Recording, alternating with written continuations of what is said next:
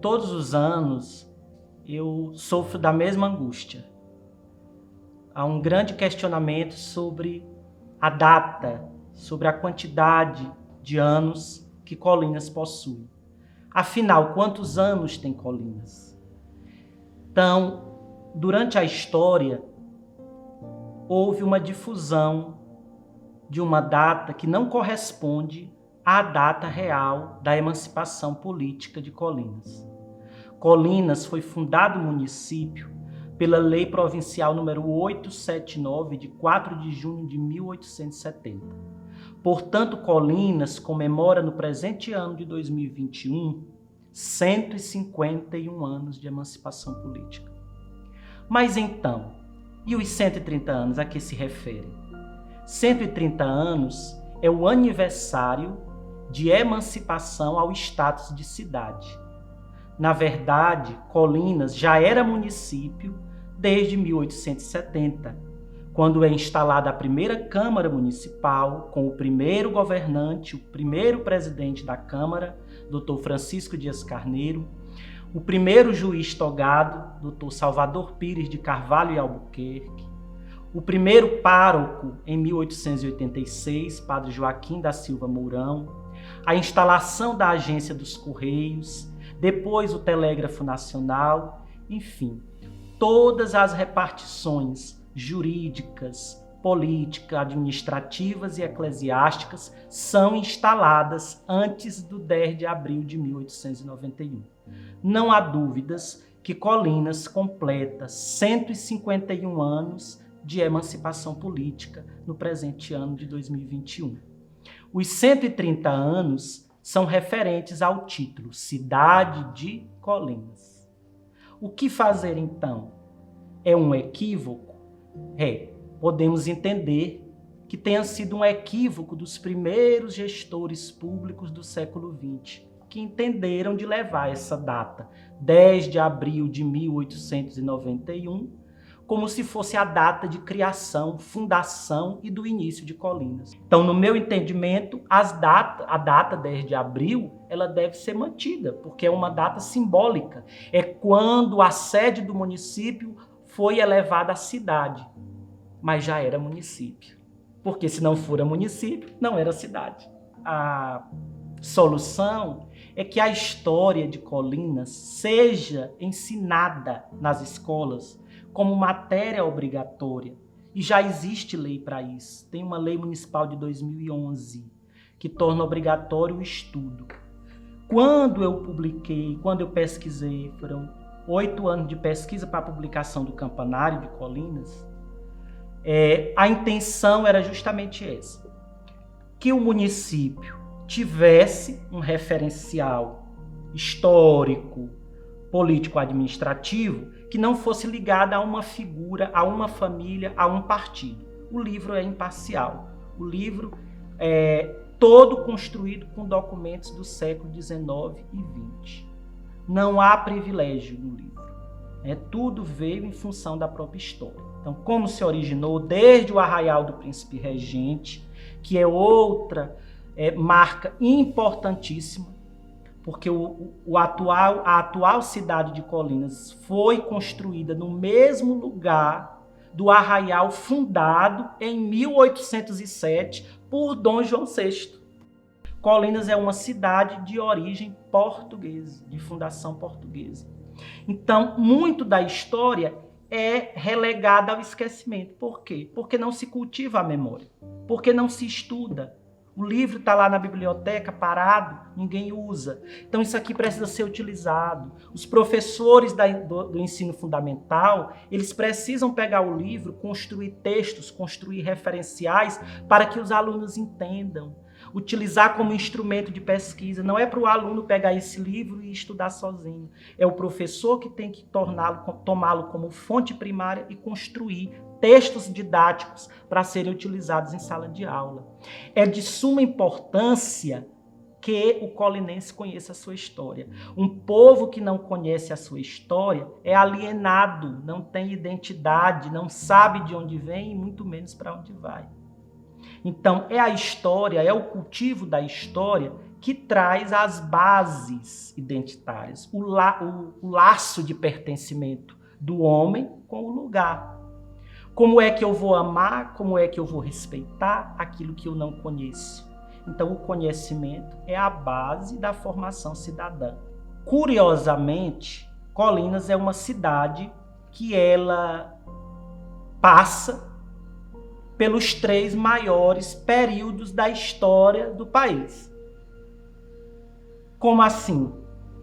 Colinas é fundada aqui, o Arraial do Príncipe Regente, em 24 de junho de 1807, pelo Major Francisco de Paula Ribeiro, cumprindo as ordens do rei, do príncipe regente de Portugal, Dom João VI, que mandou fundar o Arraial do Príncipe Regente. O nome Príncipe Regente é o nome de Dom João VI. Colinas passa a ser, naquele período, o primeiro porto de todo o sertão do Maranhão. Professor, e qual a importância do Arraial do Príncipe Regente? É porque ele abriu a colonização entre o Maranhão do Mar, da capital, São Luís, da zona litorânea, e o Maranhão do Sertão, de Pastos Bons. Pastos Bons, embora sendo muito antiga, não está à margem de rio. Então, Dom João VI, observando a importância desse lugar, mandou fundar o Arraial do Príncipe Regente. Com qual objetivo? Interligar o litoral e o sertão através de onde é hoje, pela navegação do rio Itapecuru.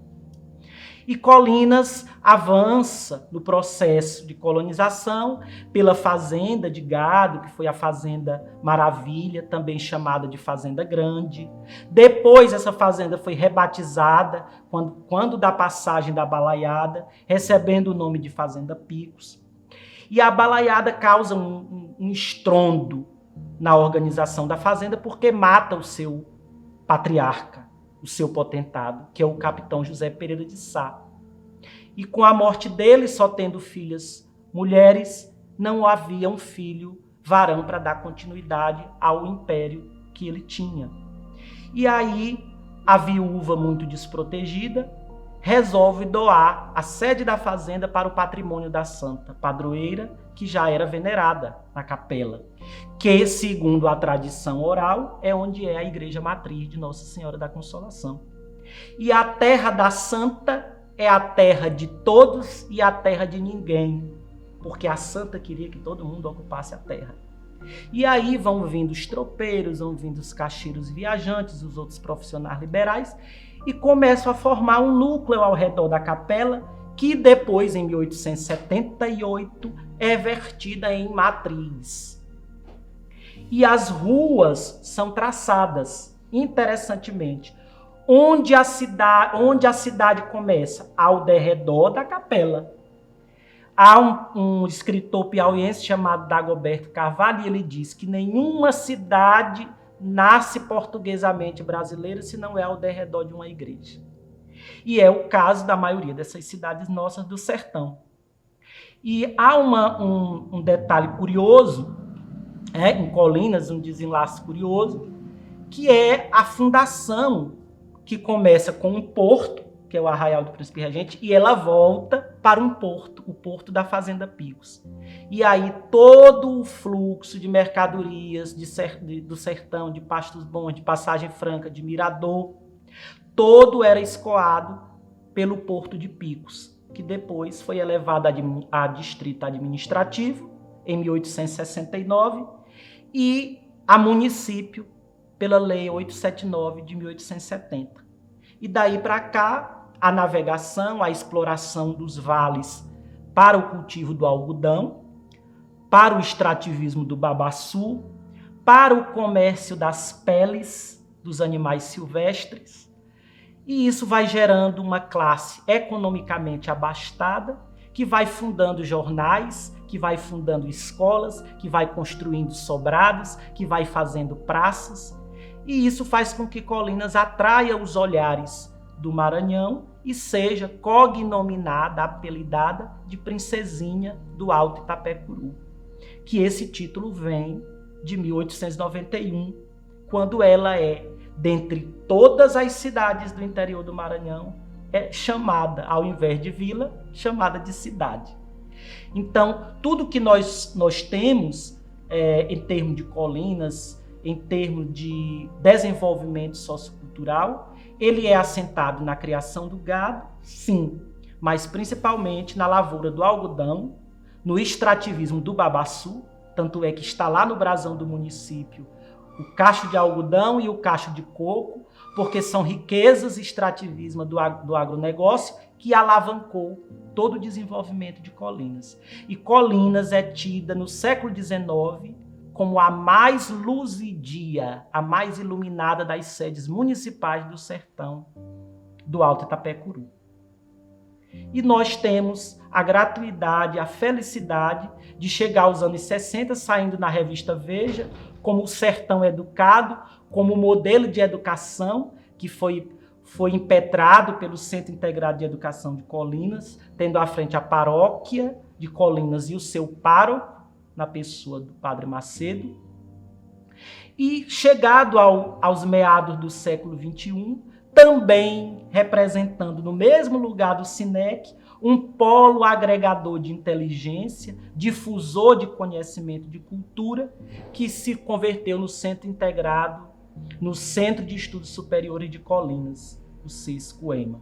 Então, se a gente faz um transporte desde o Arraial do Príncipe Regente, no sentido de integrar o Maranhão do Mar ao Maranhão do Sertão, que eram desvinculados, e Colinas ainda está no mesmo lugar do Arraial, não mais com a função de porto fluvial, mas ainda com a função importante de entreposto, porque é o entroncamento de grandes rodovias estaduais e interestaduais, e ainda é um polo de referência para 16 municípios ou mais, que ela integra essa região integrada por ser uma cidade-polo na banda centro-leste do estado do Maranhão, na microrregião das Chapadas do Alto Itapecuru. Na hora de parabenizar Colinas. Porque de tudo que eu já escrevi, com fé escreverei mais, eu sempre vejo Colinas como uma mãe de cabelos brancos, como uma mãe que espera muito dos seus filhos. Não me coloco como colinense mais exemplar e modelar, mas creio que dentro do que me é chamado a fazer, eu procuro fazer, dentro das minhas limitações. Então, Colinas é linda, é bela, é verde, é maravilhosa, é rica e é uma mãe maravilhosa que acolhe todos com muito amor e com muito desvelo de mãe que ela é. E Colinas, nos teus 151 anos de emancipação política, nos teus 130 anos que recebeste o colar de esmeraldas do status de cidade, eu desejo que os teus filhos compreendam o valor que está implícito no trabalho, na educação, no progresso. Porque o progresso depende de cada um de nós. Uma cidade, por mais bela, por mais importante que ela seja, por construções mais suntuosas, ela se esvaziaria de sentido se ela não tivesse o seu povo. E é o povo que faz Colinas. E é esse povo que precisa representar com dignidade, com trabalho, com dedicação, com educação, com ciência e com zelo, protegendo e conservando o que de ti receberam para as futuras gerações. Parabéns, Colinas, que te quero bela, que te quero linda, que te quero verde, que te quero eternamente, para quem doravante vier. Parabéns, princesinha do Alto Itapecuru.